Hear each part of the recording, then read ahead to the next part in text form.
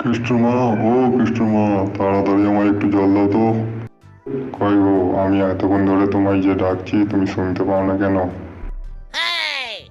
ঠিক আছে, তোমায় কথা বলতে হবে না, আমি বাইরের দিকে যাই, দেখি কেষ্টটা কোথায় আছে।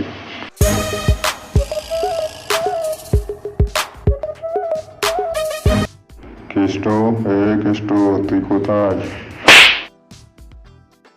বাবা, আমি এখানে, বলো কেন ডাকছো? ওই, এইখানে একটু শোন তো।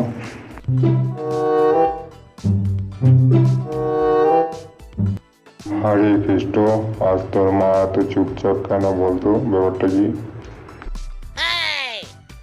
আমারই ভুলের জন্য বাবা। কেন, তুই আবার কি করলি? মা লিপস্টিক চেয়েছিল, আমি ভুলে করে ফেভিস্টিক দিয়ে ফেলেছি, ঠোঁটে মেখে বসে আছে এখন।